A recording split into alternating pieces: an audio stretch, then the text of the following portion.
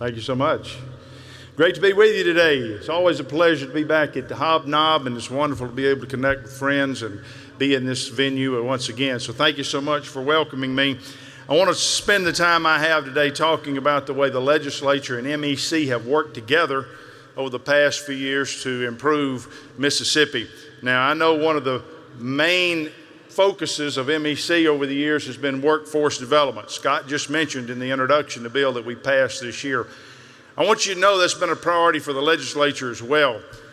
A few years ago, I had the opportunity to talk with an individual, and this man's job was to travel the country and be a site selector.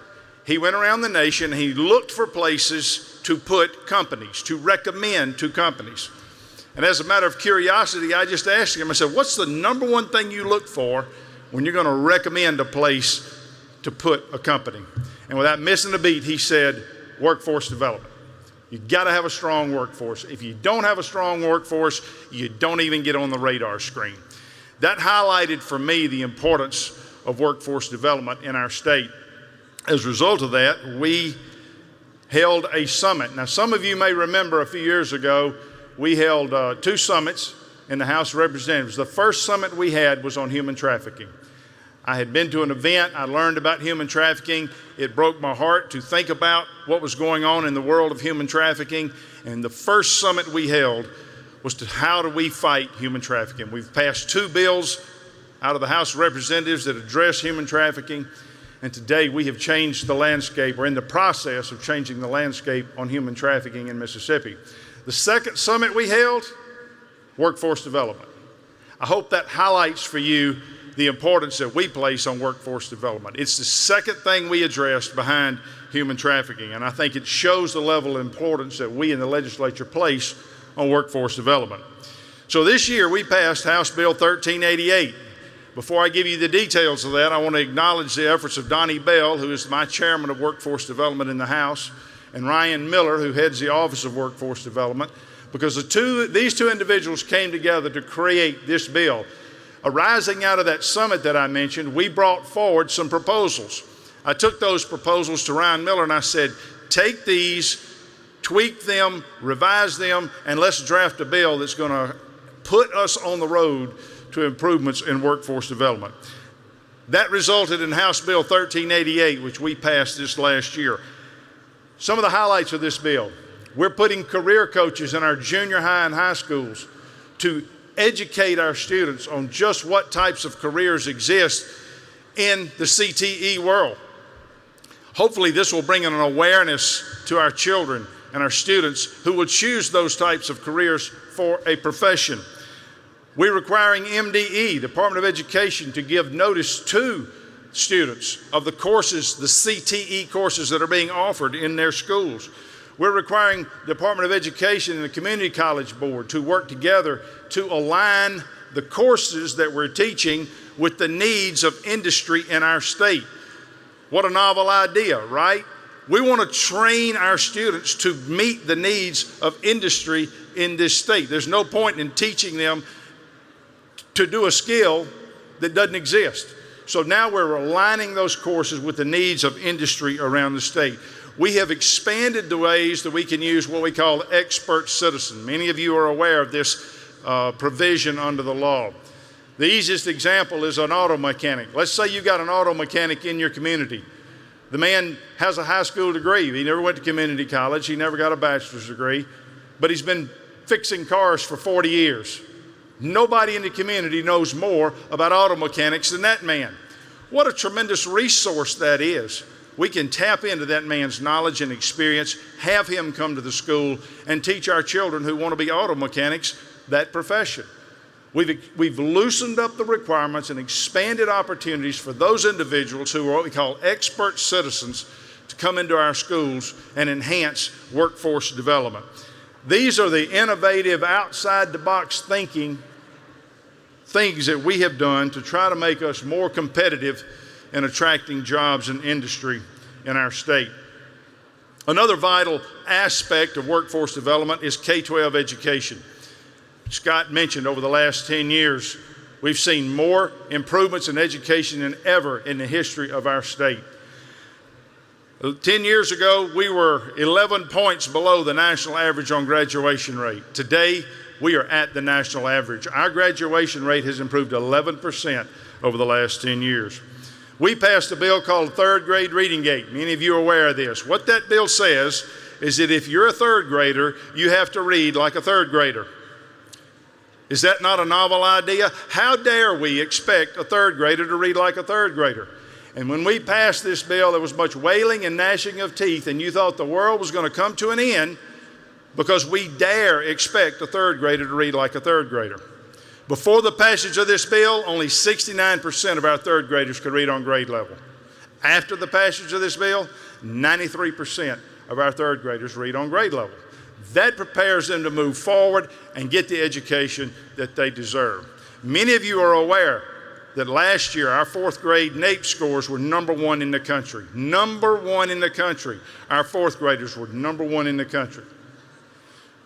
We have given 4 teacher pay raises over the last 10 years. This year we gave the largest teacher pay raise in the history of our state. A teacher today should be making about $15,000 more than he or she was 10 years ago. That's because your legislature has stepped up and provided those pay raises. I want to acknowledge the efforts of 4 gentlemen in my chamber who led on the teacher pay raise this year. My chairman, Richard Bennett, my vice chairman, Kent McCarty, Jan Sonoan, and Kevin Felcher. Those 4 men sat in a room over a year ago and developed the bill that became the largest teacher pay raise in the history of our state. We now have a starting pay that not only exceeds the southeastern average, it exceeds the national average. This makes us more attractive for teachers to come and teach our children.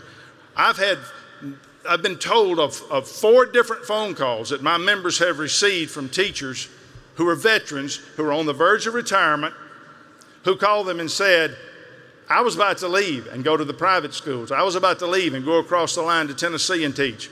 But with the passage of this pay bill, I'm staying in Mississippi. We are retaining our veteran teachers, which helps improve the quality of education of our students. We're also seeing young people choose education as a profession because our starting pay is now beyond the national average. That is encouraging those students to choose education choose a career in education. All this has resulted in historic improvements in our educational system. This week I saw where Jeb Bush, who's recognized as a national leader in the education front, specifically mentioned Mississippi as a state. He pointed to Mississippi as a state where they've seen the most significant improvements in education. I've had calls from my colleagues in North Carolina and Kentucky and Texas telling me we are on the House floor, the Senate floor right now debating and talking about what y'all are doing in Mississippi in the arena of education. Ladies and gentlemen, this partners well with the goals of MEC to improve workforce development. And we've seen those education improvements because of the way your legislature has worked well with MEC. Another priority for MEC this year was MFLEX. I want to acknowledge the fact that the legislature passed that bill. MFLEX is the tool that our economic developers can use to attract more jobs in the industry. It gives them greater flexibility as they go out and talk to companies and in the industry. It gives them a tool to come to Mississippi and recruit more, create more jobs for us. I want to acknowledge the chairman of the House of Representatives, Mr. Trey Lamar, who led out in that effort. He presented that bill on the House floor. I was proud of my members who voted for that bill. This bill passed the House of Representatives 120 to nothing.